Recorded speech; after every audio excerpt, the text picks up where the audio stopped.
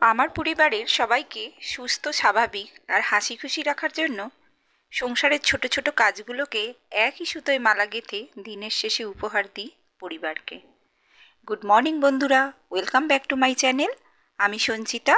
আমার একটা ছোট্ট চ্যানেল সঞ্চিতা সঞ্চয় নিয়ে চলে এসেছি তোমাদের কাছে। আশা করছি তোমরা যে যেখান থেকে দেখছো সবাই ভালো আছো, সুস্থ আছো আর অনেক অনেক সাবধানেও আছো। আমরাও বেশ ভালো আছি। আর এই শীতের সময় দেখো, সকালবেলা উঠেই আমি কাজ শুরু করে দিয়েছি। এখন সকাল 7টা। আমি দেখো মশারি ফেলা শুরু করে দিয়েছি, কারণ এখন বেশ মশা লাগছে জানো। আর এই শীতটার সময় যেহেতু ভালোই ঠান্ডা পড়ে গেছে আর এই পাখা চালাতে হচ্ছে একে করে, তাই জন্য মশারিটা কিন্তু অনেকটা হাওয়াটা গার্ড করে। বেশি গরমও লাগে না, আবার খুব ঠান্ডাও লাগে না। আর তোমাদের তো বলেইছি আমি আগের ভিডিওগুলোয় যে সকাল থেকে এই সকালের দিকটা বেশ পাখাটা বন্ধ করে দিতে হচ্ছে। আর অনেকটা সকালের দিকে কেন, অনেকটা রাত্রিবেলাই পাখাটা বন্ধ করে দিচ্ছি। প্রায় 2:30-3টে থেকেই পাখাটা বন্ধ করে দিতে হচ্ছে, বেশ ঠান্ডা লাগছে। আর দেখো আমি সকালবেলা উঠেই কাজ শুরু করে দিয়েছি। আজকে যেহেতু একটু মন্দিরে গিয়েছিলাম, সেটা আর আমি তোমাদের সঙ্গে দেখাইনি। আর আমি কি করছি বলো তো, মন্দির থেকে এসেই আর জামা কাপড়টা ছেড়েই চলে গিয়েছিলাম মন্দিরে। তারপরে এসেই আমি ঘরের কাজ শুরু করে দিয়েছি। জলের কাজগুলো তো সব আমার হয়েই গেছে, করে নিয়ে তারপরে ঘরে চলে এসেছি একদম। আর যখন আমি কি করি জানো তো, সকালবেলা উঠেই আগে ঘরটাকে ঝাড় দিয়ে দিই। দিয়ে যখন জল আসে তখন ঘরটা আগে মুছে নিই। মুছে নেবার পরে কি হয় বলো তো, এবার আমি যতটাই বেলা হোক না কেন, তখন আমি এই ঘরদোরগুলো একটু পরিষ্কার করে নিয়ে একটু ঝাঁট দিয়ে দিলেই হয়ে যায়। কারণ আমি তো প্রতিদিনই ঘর মুছি। আর আমি ঘর একদমই বাসি রাখি না, বাসি তো রাখতে নেই। আর বিশেষ করে বৃহস্পতিবার তো ঘর বাসি একদমই রাখতে নেই, কারণ মা লক্ষ্মী একদমই কিন্তু পছন্দ করেন না। তো যাই হোক, আমি কিন্তু সকালবেলা উঠেই মন্দির থেকে এসেই আমি জলের কাজগুলো সব করে নিয়েছি। আর আমি রান্নাঘরেরও অনেকগুলো কাজ গুছিয়ে নিয়ে তারপরে কিন্তু আমি এই এসেছি ঘর পরিষ্কার করতে। আর মেয়ে যেহেতু আজকে কলেজে যাবে, সেহেতু মেয়ের রান্নাটাও কিন্তু আমি বসিয়ে দিয়েছি। তরকারিটা বসিয়ে দিয়েছি, দিয়ে তারপরে আমি ঘরটা পরিষ্কার করতে এলাম। আর ভাবলাম তার মধ্যে একটুখানি ভিডিও তাহলে করে নেওয়া যাক। আর না হলে তোমাদের কাছে কি করে শেয়ার করব বলো, তোমাদের সামনে আসতে গেলে তো আমাকে নতুন নতুন ভিডিও আনতে হবে। সেই জন্য আমি অনেকটাই কাজ এগিয়ে নিয়ে তারপরে আমি ভিডিও করতে এসেছি। তো তরকারি তো ওদিকে হচ্ছে, আর আমি কি করলাম বলো তো, এই সুযোগে তাড়াতাড়ি করে বিছানাটাকে করে নিলাম। কারণ মেয়ে যাবে কলেজে, তারপরে ওর বাবা বাজারে চলে গেছে, বাজার নিয়ে আসবে, তারপরে তো আমি আর ঘরে আসতেই পারবো না। কারণ তোমরা সবাই জানো, যারা রান্নাঘরে একবার ঢোকো তারা আর খুব একটা সুযোগ পাও না যে অন্য কাজ করতে যাবার। তা রান্নাঘরে গিয়ে আমি রান্নাঘরের কাজ টুকটুক করে অনেক কাজ করি। কারণ আমি কিন্তু একদমই একটা রান্না নিয়ে বসে থাকি না জানো। একটা রান্না বসিয়ে দিয়ে সেটা ততক্ষণ ফুটতে থাকে, আমি তখন টুকটুক করে অনেক কাজ রান্নাঘরের করে নিই। বাসন গোছানো থাকে, তারপরে কোনো মশলা করার থাকলে মশলা করে নিই, বাসন গুছিয়ে নিই, এরম টুকিটাকি। তোমরা তো সবাই করো, সবাই জানো। এই রকম কাজগুলো কিন্তু আমি রান্নাঘরের অনেক করে নিই। কারণ রান্নাঘর নিয়ে যদি সারাদিন পড়ে থাকি তাহলে তো আর ঘরের কোনো কাজই হবে না বলো। আর এই দেখো, আমার সব ঘর পরিষ্কার করা হয়ে গেছে, বিছানা টিছানা একদম পরিষ্কার করে, ঘর একদম পরিষ্কার করে আমি এবার বেরিয়ে যাচ্ছি বাইরে।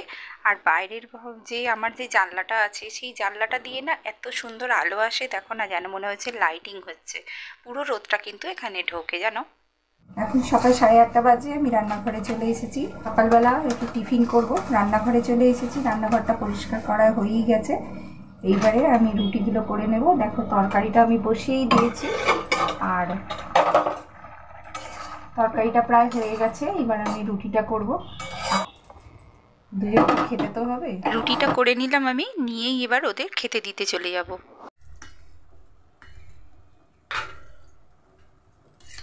ও একটু ঝোল ঝোল না হলে খেতে পারে না জানো।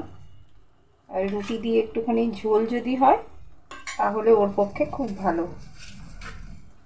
কেন কি জানি ও ঝোল ছাড়া একদম খেতে পারে না। আমরা একটুখানি শুকনো শুকনো পছন্দ করি, কিন্তু ওর আবার ঝোল না হলে হবে না। আর আমাদের তো টিফিনের পাতে জানো, দুটো করে টিফিনের পাতে আমাদের একটু মিষ্টি থাকেই। চলো টিফিনটা দিয়ে আসি ওকে।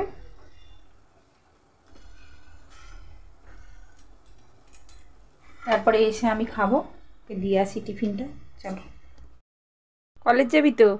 হ্যাঁ যাবো। এবার আমিও খাবো। খেয়ে স্নানটা করে নিয়ে আগে যেন পুজো করে নেব, তারপরে আবার রান্নাঘরে চলে আসব। চলো বন্ধুরা, স্নান হয়ে গেছে আমার, এই দেখছো ফ্রেশ হয়ে গেছি। এইবারে পুজো করব, পুজো করে তারপরে বাকি কাজগুলো করব, কারণ রান্না হয়নি এখনো, সেই রান্নাটা করব। পরিবারে সবার মনের মতো হয়ে উঠতে গেলে চাই স্নেহ, মায়া, মমতা, শ্রদ্ধা, কর্তব্য সব কিছুই কিন্তু থাকে। আর তার সঙ্গে অবশ্যই থাকতে হবে একে অপরের প্রতি অনেক অনেক ভালোবাসা। তাহলেই দেখবে সংসারে খুব শান্তি আর একতা চিরদিন থাকবে। আর আমার পরিবারের সবাইকে সুস্থ, স্বাভাবিক আর হাসি খুশি রাখার জন্য আমি সব সময় চেষ্টা করি, জানো তো। যাই হোক, এই দেখো পুজো হয়ে গেল, আর পুজো করে নিয়ে আমি এবার সোজা চলে যাব কিন্তু রান্নাঘরে। দেখো না কতগুলো আলু কেটে রেখে দিয়েছি, তারপরে সবজির খোলা বেরিয়েছিল রেখে দিয়েছি। আজকে গরুগুলো আসেনি, কি হলো কি জানে, আসতে দেয়নি কেন, এটা বাইরে বার করে রেখে দিই। তো কাজ করতে করতেই আমার যে সমস্ত দিদিভাইরা কমেন্ট করেছো আমাকে, সেগুলো পড়ে নিই আগে। শান্তির সিম্পল লাইফ দিদিভাই, তুমি আমাকে কমেন্ট করেছো যে তোমার ভিডিওটা খুব ভালো লেগেছে এবং তুমি আমাকে লাইক দিয়েছো। অসংখ্য ধন্যবাদ দিদিভাই, এইভাবে আমার পাশে থেকো। আর দেবযানী দিদিভাই, আমাকে তুমি জিজ্ঞাসা করেছো যে আমার পরিবারে কে কে থাকে। তা আমার পরিবারে অনেক মানুষ ছিল গো, এখন আর কেউ নেই তারা। তাই এখন পরিবারে আমি, আমার মেয়ে আর আমার হাজব্যান্ড থাকি। আর আমার দেওর আর ছেলে ওরা আলাদা থাকে এখন। তো তোমরা আমাকে কমেন্ট করেছো বলে তোমাদের অসংখ্য ধন্যবাদ। আর তোমরা এইভাবে আমার পাশে থেকো, তাহলেই কিন্তু আমার সব কিছু পাওয়া হয়ে যাবে। ভালো লাগলে অবশ্যই একটা যাওয়ার সময় লাইক দিয়ে যেও। তো দেখো, আমি এত কাজ করার মাঝখানেও কিন্তু আমি দেখো সব গুছিয়ে টুকটুক করে কাজ করে নিচ্ছি। রান্নাঘরে আজকে রান্না করছি ফুলকপি আলুর তরকারি। আর এই শীত কাটলা এলে আমার ভীষণ আনন্দ হয় ফুলকপি খাওয়ার জন্য। আর এই যে পার্শে মাছ, এই যে আদা বাটা বার করে রেখে দিয়েছি। আর এখানে আছে টমেটো কেটে রেখে দিয়েছি। ফুলকপি আলু পার্শে মাছ দিয়ে কালিয়া করবো। চলো রান্নাটা করে নিই, তারপরে আবার ঘুরে আসছি। এখন সকাল সমস্ত ছোট ছোট কাজগুলো যদি আমরা টুকটুক করে করে নিয়ে এক সুতোয় গেঁথে যদি পরিবারকে উপহার দিতে পারি, তাহলে সেটা আমাদেরও ভালো লাগে। আর কি বলতো, পরিবারের সকলেরই ভালো লাগে, কারণ তারা যদি পরিষেবা পায় তাদের তো ভালো লাগবেই।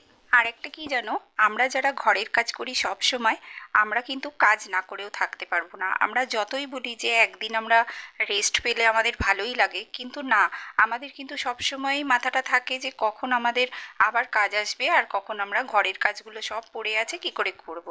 তা আমাদের অবস্থা কীরকম জানো তো, জল ছাড়া মাছের মতো। মাছ যেরকম জল ছাড়া থাকতে পারে না, আমরাও কিন্তু সেই কাজ ছাড়া কখনোই থাকতে পারবো না।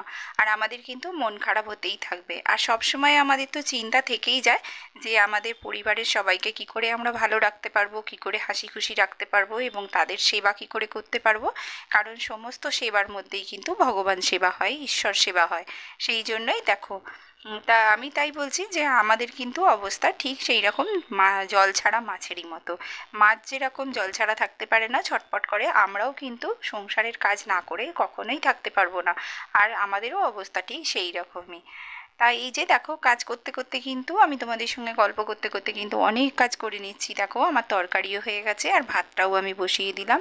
এইবার সেই আগের দিনকে আমার সমস্ত মাসকাবারি বাজার এনে দিয়েছিল, সেইগুলো কিন্তু আমার তোলা হয়নি। সেগুলো আমি একসঙ্গে ব্যাগ থেকে বার করে রেখে দিয়েছিলাম। কেন জানো তো, আমার না ঘরে ভীষণ ইঁদুরের উৎপাত।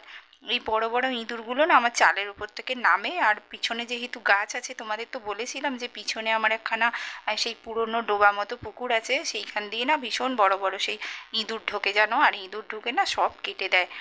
তাই জন্য আমি কি করেছি বলো তো, সব রেখে আর এই টাবটার মধ্যে আর একটা টাব দিয়ে ঢাকা দিয়ে রেখে দিয়েছিলাম। আর আজকে একটু সময় পেয়েছি, তাই জন্য ওই ভাতটা বসিয়ে দিয়ে আমি বাকি কাজটা করি। পরিবারের সুখ শান্তি না ভীষণ লাইফের উপরে ম্যাটার করে, জানো তো।